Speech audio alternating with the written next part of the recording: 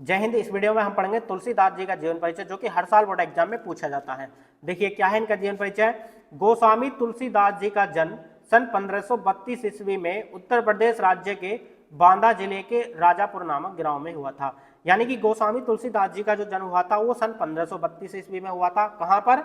उत्तर प्रदेश राज्य के राजापुर नामक गांव में हुआ था। ठीक है, क्लियर। आप बोर्ड एग्जाम में बीच बीच में ब्लैक पेन का यूज कर सकते हैं इस प्रकार से, जहां पर हमने रेड पेन का यूज किया है। यानी कि गोस्वामी तुलसीदास जी का जन्म हुआ था वो 1532 ईस्वी में हुआ था और बांदा जिले के राजापुर नामक गांव में हुआ था। ठीक है, कुछ विद्वानों का मानना है कि तुलसीदास जी का जन्म एटा जिले के सोरो नामक गांव में हुआ था। यानी कि कुछ विद्वान इनके जन्म स्थान को जो मानते हैं वो एटा जिले के सोरो नामक गांव को मानते हैं। ठीक है, उसके बाद देखिए इनके पिता का नाम आत्माराम दुबे तथा माता का नाम हुलसी था। यानी कि जो इनके पिता का नाम था वो आत्माराम दुबे तथा माता का नाम हुलसी था। क्लियर। इनका जन्म अभुक्त मूल में होने के कारण इनके माता पिता ने इन्हें त्याग दिया था। यानी कि जो इनका जन्म हुआ था वो अभुक्त मूल नक्षत्र में हो गया था। ठीक है, यानी कि अभुक्त मूल नक्षत्र में होने के कारण इनके माता पिता ने इन्हें त्याग दिया था। ठीक है, इनका बचपन अनेकानेक आपदाओं के बीच व्यतीत हुआ। जैसे कि आप जानते हैं जब इनके माता पिता ने इनको बचपन में ही छोड़ दिया था, ठीक है, इनको त्याग दिया था, तब इनका बचपन कितनी आपदाओं से व्यतीत हुआ होगा। ठीक है, तो इस प्रकार से लिख सकते हैं कि इनका बचपन अनेकानेक आपदाओं के बीच व्यतीत हुआ। 29 वर्ष की आयु में इनका विवाह रत्नावली के साथ हो गया। ठीक है, यानी कि इनका जो विवाह हुआ था वो 29 वर्ष की आयु में हुआ था। 29 वर्ष की आयु में इनका विवाह रत्नावली के साथ हुआ।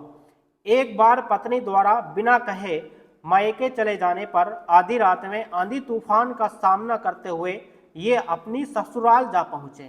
यानी कि इनकी पत्नी जो है इनको बिना बताए मायके चली जाती हैं। ठीक है, इनको बिना बताए मायके चले जाने पर क्या होता है, तो ये जो है आधी रात में ही आंधी तूफान का सामना करते हुए अपनी ससुराल जा पहुंचते हैं और इनकी पत्नी ने इन्हें डांट लगा दी।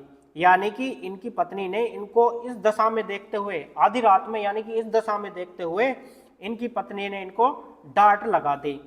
इस तरह अपनी पत्नी की फटकार से तुलसी को वैराग्य हो गया। ठीक है, यानी कि उनकी पत्नी ने जैसे ही उनको डांट लगाई उनको वैराग्य हो गया और आगे देखिए ये श्री राम के पवित्र चरित्र का गायन करने लगे। ठीक है, यानी कि इनकी पत्नी ने जब इनको फटकार लगाई तब इनको यह एहसास हुआ कि इस दुनिया में कोई नहीं है जो इतना चाहे। ठीक है, तो इस प्रकार से इन्हें जो है वैराग्य हो गया और श्री राम के पवित्र चरित्र का गायन करने लगे। अपनी अधिकांश रचनाएं इन्होंने चित्रकूट, काशी और अयोध्या में लिखी। ठीक है, यानी कि इन्होंने जो अपनी ज्यादातर रचनाएं लिखी थी वो कहां पर लिखी? चित्रकूट में, काशी में और अयोध्या में।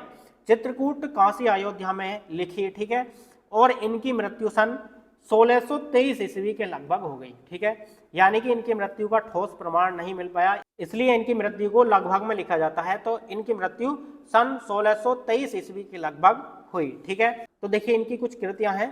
तो डियर स्टूडेंट, यदि आपने अभी तक वीडियो को लाइक सब्सक्राइब नहीं किया तो कर देना। ठीक है, देखिए इनकी कृतियां क्या है? श्री रामचरितमानस, कवितावली, गीतावली। ठीक है, इस प्रकार से बोर्ड एग्जाम में 2-3 इनकी कृतियां लिख सकते हैं, आपको एकदम फुल मार्क्स मिल जाएंगे। जय हिंद।